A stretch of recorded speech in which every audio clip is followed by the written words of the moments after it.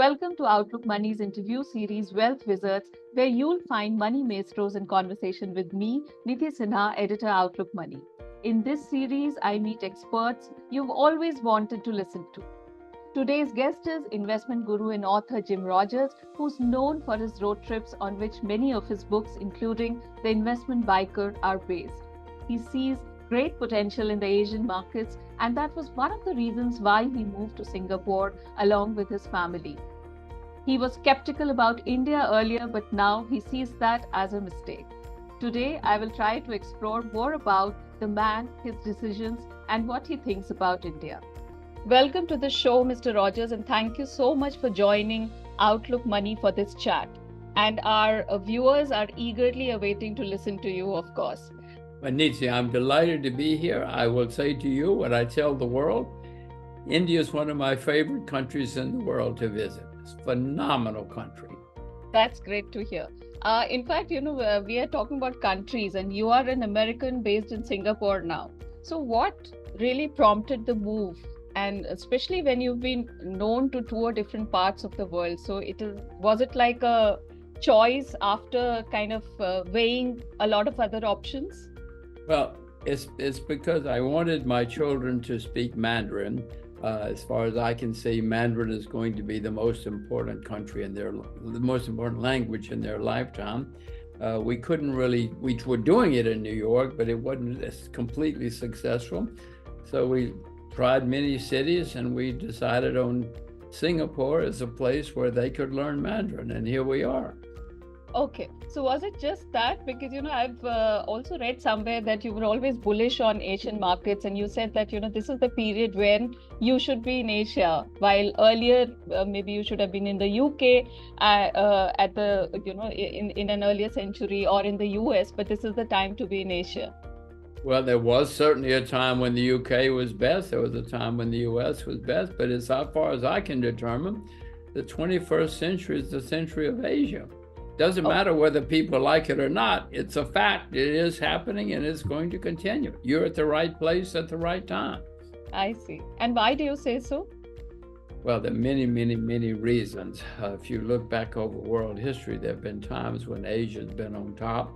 There have been other times when other places have been.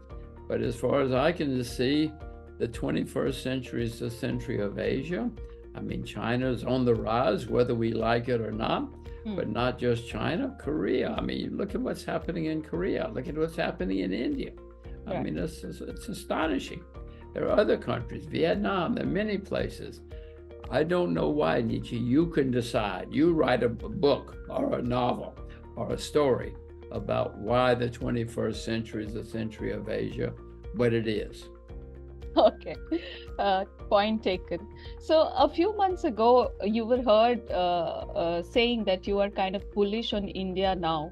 And are you still positive on the Indian market? Do you think they may be overvalued? Because, recently our stock markets hit another all-time high level, which was 80,000. Well, you just made a very good point. Yes, it's at an all-time high. So I was right before, but I am disappointed. I don't own Indian shares. I have owned them in my life, but not now. So I missed it. I missed the move, but don't worry, Nietzsche. I've made many mistakes in my life, and I hope I live long enough to make many more mistakes. Yes, it's India. For the first time in my life, it seems that Delhi understands economics, entrepreneurship, economic capitalism for the first time ever. In my life anyway. And it's a wonderful, wonderful thing because India has enormous potential, gigantic potential. And I'm not buying Indian shares now. I missed the move. But no, India has great prospects now. And it's wonderful for India and for the world. Right. So no plans to enter the market anytime soon, or would you like to enter the commodities which you so like? Well, no plans. I'm watching, and if the market goes down 15% tomorrow, which I doubt, but if it does, I would probably be buying Indian shares. No, I have missed it. Don't worry, I've missed many moves, and there's always some place to invest. So, but like you were saying that, there's a lot of potential in many Asian countries. So, which are the other countries you would rather look at? Well, right now, most markets around the world are being very strong. The only market that's depressed is China. China got hit with a virus and they got hit with a huge property bubble, which has finally popped. So the only market that I'm really looking at right now is China, because it's the only one that's depressed. Coming to your personal kind of adventures, if I can call it that, you are an avid biker. And do you think there are similarities between this bike ride and the market ride that you've taken most of your life, given the risks, the feeling of thrill, adventure, pace, and so on? Well, it's a very good question. I grew up in a very small village in the backwoods, where nobody knew much of anything about the world. So for some reason, I grew up with a desire to see it all, to see the world. And so I have spent a reasonable amount of time on adventure, looking for adventure and trying to see the world, including India. I'm sure that someday my children will say, oh, we wish he'd spend more time working instead of adventure. But I wanted adventure, so, everybody has to live their own life. And so far, I'm very, very glad I had adventure, including trips around India. Okay, that's great to hear. But what will you tell what is your advice to young investors who kind of like to experience this kind of thrill in the stock markets instead of their personal lives? Well, life experience is important for everybody because you will learn about yourself and you will learn about the world and how many places are different. But the most important thing about investing is to invest in what you yourself know a lot about. Don't listen to other people. If you invest in what you know about, you will probably be a successful investor. If you listen to hot tips, you will probably not be a successful investor. So don't listen to other people. Stay with what you yourself know a lot about, and you will probably be successful. And would you also like to tell them a bit about commodities, because that is something that you're really bullish on, because India has Indian women love gold, and silver is coming up in a big way. So what is your advice on that? Well, I learned about silver and gold in India. It's a shock to me. It was a shock, to go to the markets and you see all these Indian women full of gold, full of silver. It was wonderful. It was remarkable.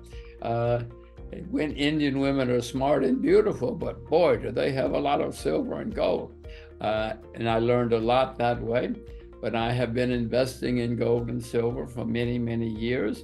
And I think I know that throughout history, when there are problems, peasants like me want to own gold and silver. So I do own gold and silver, and I will continue to own. And if they go down, I will buy more. I hope I will buy more of both. I bought some more silver recently. Gold is at an all-time high, but I'm not selling. I'm looking for a chance to buy. Okay. So, but in India at least, a lot of advisors say that you should use gold only for diversification. And so what is your view on that? How much of a portfolio, how much percentage of a portfolio should gold rather be? Well, I own gold and silver as a way to make money, but I also mainly own them as an insurance policy. I mean, if things collapse, I want to own some gold and silver because I know that they will bail me out. So I don't see it, for me, it's not just diversification, it is insurance. But if you are good at it, you can buy gold and silver at the right time and you can make a lot of money. I mean, silver, for instance, is down 40% from its all-time high. So silver, when it goes up again, it's going to go up a lot. And you can make a lot of money if you get your timing right. That's true of gold as well. So it depends on the investor, Nidhi. If you are a good investor at precious metals, you will make a huge amount of money if you invest in what you yourself know. If you don't know anything about gold and silver, be careful, learn. You should own some as insurance, but please invest in what you know and don't listen to me. Okay. So, talking about you further, you are also known as a contrarian investor, but how would you define that, and what makes you that? Well, okay, people say that because, if you don't invest in what everybody else is investing in, people say you're a contrarian. I Okay. never thought of myself as a contrarian. I just like to find something that's cheap, and usually something that's cheap is ignored. And so people say, well, he's a contrarian because he's Okay. investing in things that are ignored. Well, okay. For me, that's just the way you should invest. You should find cheap things, and cheap things are ignored. And that is usually a place that you find opportunities. So if people call me a contrarian, okay. I'd rather them say he's a successful investor Okay. than any other label. So currently, apart from China, what do you find is cheap? Well, that's an extremely good question. You're good at this. Most markets are making new highs or near their new highs. I mean, look at India. India's at an all-time high, but most markets are doing very well. Japan was down for 35 years. That's not a typo, 35, and now it's making new highs. So most markets around the world are having a good time. If everybody's having a good time, Nixon, you should worry. At least I should worry. And it's very difficult for me to find cheap markets these days. If you know any, as I say, do not announce it. Send me an email, Nice. a private email. All right.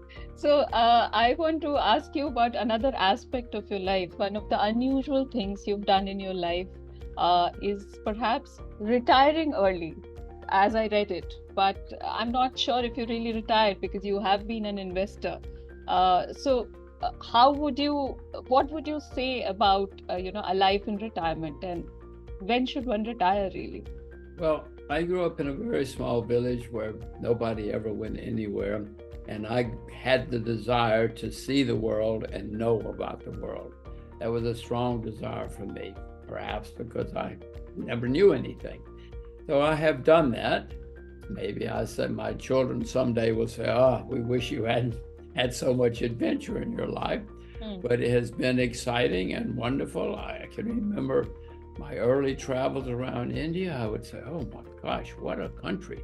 What an astonishing country. But that is true of many places I have visited. And I don't know, yes, perhaps I could have made more money if I had not had as much adventure, but everybody has to live their own life. And I wanted adventure. I wanted to see the world. I wanted to know about the world, and I still do. I still invest, but I also want to have experiences of the world. Okay. Another thing that, while in a mail exchange, I noticed there was a link, and, that turned out, of course, I don't know Mandarin, so there was a language barrier and I couldn't really understand. But I saw videos of you, and later, I found out that it is run by your daughters. So, is it about taking your legacy forward? Well, I realized early in my life that China was going to be a great and successful country again. It was a disaster, 30 or 40 years ago. But I realized that it was rising, and that if one spoke Chinese, one would have an advantage, because I don't speak Chinese, so I knew. I don't speak Hindi either, but so I set out for my children to speak Mandarin, good Mandarin. It has been a successful project. They both speak the best Mandarin in this country and in their school. So that's been successful. Will it make them successful? No. It takes more than that. But at least it is a tool that will help them someday. I mean, if they wind up working in a Chinese restaurant, at least they will be the maitre d'. They won't be the dishwasher. So Right. let's see. You can ask me in 30 years if it was a Okay. good decision. Absolutely. So in 2009, you wrote a book for your children, A Gift to My Children, A Father's Lessons for Life and Investing. So could you list three lessons for our young investors in India in the present scenario?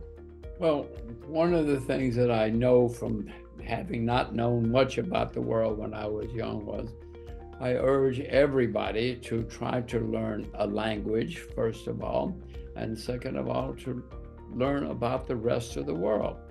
I urge students, especially, to spend a year or two in another country.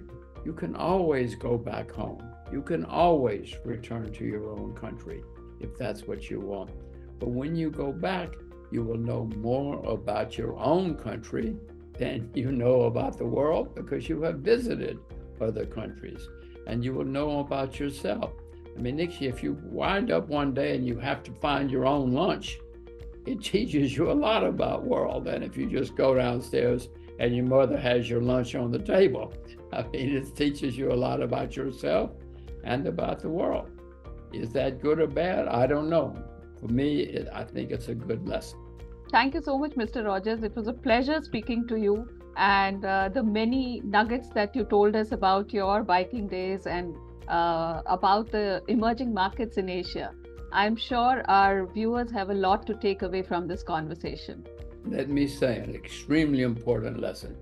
If you can only visit one country in the world, it should be India, because it is such an exciting country for a tourist, but also now it's becoming very exciting for investors as well. So you're at the right place at the right time. Thank Keep you. up the good.